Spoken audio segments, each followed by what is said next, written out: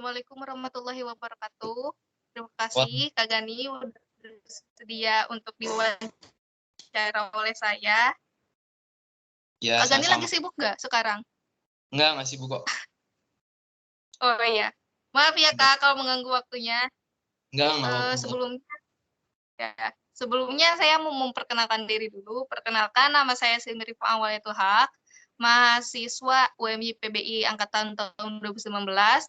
Sebelumnya saya nggak pernah ketemu sama Kak Gani, tapi saya tahu Kak Gani dari teman saya, Fairuz, dan saya Oh ya, juga tahu kalau Kak Gani itu mantan ketua ETSA. Iya benar Kak? iya dulu sempat jadi ketua. Ya. Gitu kita mulai ya Kak. Oke, Pertama-tama silakan Kakak untuk memperkenalkan dirinya terlebih dahulu dari Kak Gani. nama saya Gani Rifki Adli. Saat ini saya sedang kuliah di Universitas Muhammadiyah Yogyakarta, jurusan Pendidikan Bahasa Inggris, angkatan 2018. Kalau saya sendiri selama jadi interpreter kurang lebih itu sekitar, kalau dihitung-hitung, itu mungkin sekitar ada 6 bulanan sih. Cuman sebenarnya dari beberapa tahun yang lalu, cuman kayak on off gitu loh. Jadi nggak selalu jadi interpreter. Tapi ya Oh iya. insya Allah aman beberapa kali di beberapa kegiatan jadi interpreter. Oh iya. Terima kasih Kak. Pertanyaan langsung pertanyaannya Kak. Pertama Kak. Pertanyaan pertama, eh, Ya, bahasa apa yang pernah Kak Gani tafsirkan gitu? Pernah diinterpreted sama Kakak? Bahasa apa saja? Inggris Indonesia dan Indonesia ke Inggris. Ya. Berapa kali Kak Gani diundang ke acara kayak jadi interpreter kayak gitu? Kalau ke acara resmi itu baru sekali. Sebelumnya pernah ke acara yang nggak resmi. Jadi kayak personal interpreter buat salah satu teman yang waktu itu lagi jalan-jalan ke Indonesia, dan pernah juga jadi interpreter untuk orang Indonesia yang lagi ke Amerika waktu itu. Jadi kurang lebih kalau dihitung itu mungkin ada 4 atau 5 kali. 4 sampai 5 kali. Mm. Kalau kalau acara penting pernah Kak? Apa gitu Karena acaranya? mungkin kemarin itu sempat jadi interpreter waktu matafnya FEB tahun ini. Matafnya Fakultas Ekonomi buat 6 mahasiswa yang internasional, sama waktu di zaman tahun 2016 kalau nggak salah. Itu pernah jadi interpreter di kayak khotbah Jumat di masjid di Amerika itu, di Asosiasi Muslim Indonesia. Ya. Pertanyaan selanjutnya, apa Kakak sudah memiliki background sebelumnya gitu, background sebagai seorang interpreting atau enggak? Kakak Hmm, tuh gitu menjadi seorang interpreting itu kenapa? awalnya sih mungkin kalau background secara profesionalnya pertama kali ya cuman kayak coba-coba aja, terus ternyata waktu itu bisa bisa ngikutin lah seenggaknya, walaupun mungkin nggak sehebat itu.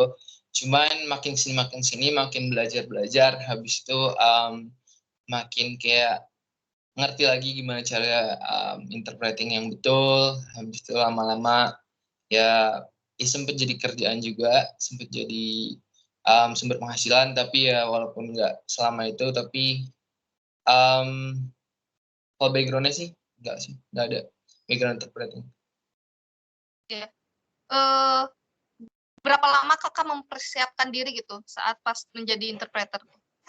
Uh, Mempersiapkan dirinya mungkin tergantung acaranya juga sih. Terus banyak sih sebenarnya, persiapannya juga beda-beda. Kalau jadi personal interpreter itu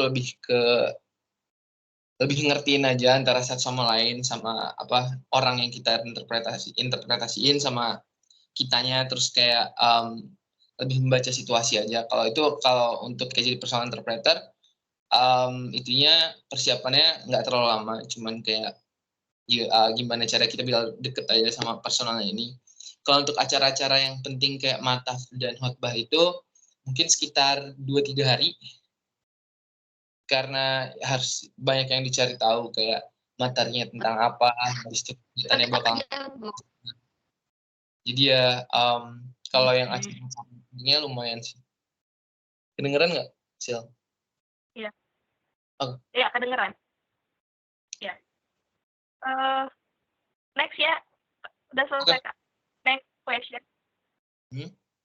Eh, apa aja hal yang harus dilakuin sama nggak harus dilakuin sebagai seorang interpreter dari pengalaman Kakak? Yang pertama-tama belajar soal kayak belajar lebih dalam soal background dari hal kegiatan yang kita lakuin waktu interpreting ini, terutama kayak yang tadi saya sebut kayak mataf atau kayak khotbah Jumat itu kan harus paham betul tuh materi tentang apa segala macam. Nah itu tuh harus dipersiapin dengan matang, harus cari tahu kayak apa namanya, apa sebutannya, misalnya kalimat-kalimat yang nggak umum yang cuman ada yang bakal disebut di materi itu aja. Aku lupa sebutannya, cuman ya misalnya kayak metamorfosis waktu kemarin Fakultas Ekonomi gitu kan. Nah, itu kan sedikit nggak selalu disebut gitu. Nah, kata-kata kayak gitu atau kayak kalimat-kalimat yang khusus buat acara-acara tertentu itu harus dipelajari dulu, harus pinter-pinter apa namanya, dipahami. Itu yang pertama. Jadi kayak belajar soal kayak background kegiatan segala macam. Nah, yang kedua itu note taking. Note taking itu sangat-sangat berguna, apalagi di acara-acara yang penting-penting kayak yang tadi saya sebut. Maksudnya kayak misalnya untuk kita tuh waktu interpreting itu bukannya dicatat semuanya, tapi lebih pakai kayak simbol-simbol tertentu atau kayak jadi interpreter interpreter tuh punya caranya sendiri buat kayak interpreting suatu kalimat. Kalau misalnya kita langsung tulis semuanya, itu tuh bakal makan waktu dan timing untuk interpreting itu sangat-sangat krusial juga. Kalau kelamaan kita nulis, nanti kita nggak fokus sama omongan orang yang sedang kita interpretingin. Sedangkan kalau terlalu cepat, nanti itu tuh biasanya kita grammarnya berantakan. Jadi hal kayak note taking, terus kayak listening sama itunya tuh harus balance biar waktunya itu tetap sesuai. Jadi itu aja sih paling secara garis besar interpreting, harus pinter-pinter timing, pinter-pinter sigap, pinter-pinter kayak nyatet-nyatet, pinter-pinter untuk menyampaikan ulang, kayak gitu-gitu sih. Oke, makasih Kak. Oke. Pertanyaan selanjutnya, Kakak ini pernah merasa gugup nggak pas menjadi seorang interpreter gitu? Pernah. Um, Terutama waktu yang khotbah Jumat itu kan maksudnya orang-orang ibadah, terus kayak orang-orang kan banyak ya, gimana cara untuk kayak menyampaikannya itu tetap kayak sesuai apa yang ustadznya ini ingin sampaikan gitu loh, biar tetap ngena ke pendengarnya. Jadi ya itu tuh bikin gugup awalnya. Terus kalau untuk mengatasi kegugupannya itu ya balik lagi ke yang pertama tadi, belajarin soal background-nya, pelajarin materinya. Habis itu ya udah, kalau udah pelajarin materinya, berdoa ya, berusaha sebisa mungkin biar kayak lancar. Jadi ya gitu aja sih. Makasih Kak. Pertanyaan selanjutnya, Kakak punya rencana nggak buat jadi interpreter tuh profesi buat masa depan Kakak gitu? Jujur aja sih sebenarnya enggak, soalnya interpreting sedikit stressful, sedikit melelahkan, karena konsentrasi itu bener-bener harus yang apa namanya full.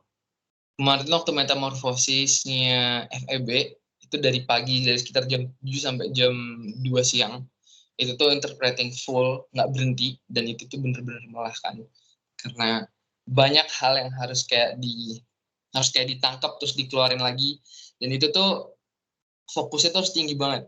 Kalau secara dari yang aku pelajari, interpreting itu harusnya cuman kurang lebih maksimalnya itu 60 menit.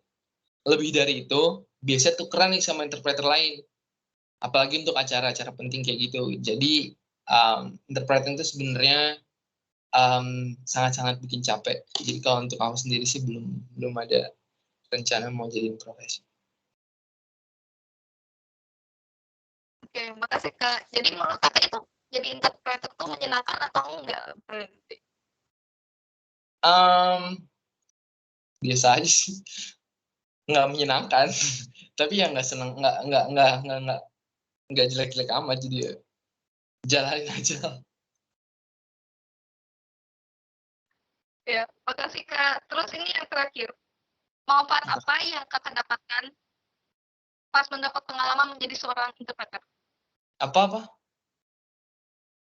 Manfaat apa yang kagak dirasain gitu pas menjadi seorang interpreter tuh? Melatih mental yang pertama, habis itu kita juga jadi lebih tahu nih soal kayak apa namanya, background orang-orang yang kita pelajari ini atau kayak materi-materi yang kita pelajari itu pasti ada hal yang didapetin. Habis itu manfaat lainnya itu mungkin pengalaman sih. Jadi tahu rasanya jadi interpreter kayak gimana. Habis itu capeknya kayak gimana, apa aja yang harus disiapin, terus kayak harus gimana jadi interpreter gitu kan, itu kan jadi lebih tahu, itu kan jadi ilmu sendiri lagi. Aku jadi sedikit lebih menghargai interpreter yang ada di luar sana sih. Oke, makasih Kak. Oke. Mungkin itu aja pertanyaan dari saya. Makasih banget udah mau membantu saya Kak buat Sama hasil ini materi kita. kemarin, sorry banget nih. Ya, makasih ya Kak. Mungkin Ya, sekian ya Kak dari saya. Saya oke, ucapkan lagi terima kasih sama Kak Gani. Moga-moga saya nggak ngeganggu waktu Kak Gani yang semoga mungkin sibuk. penilaian. Amin. Terima Oke. kasih Kak. Sekian ya. Ya, assalamualaikum, bye bye. Bye.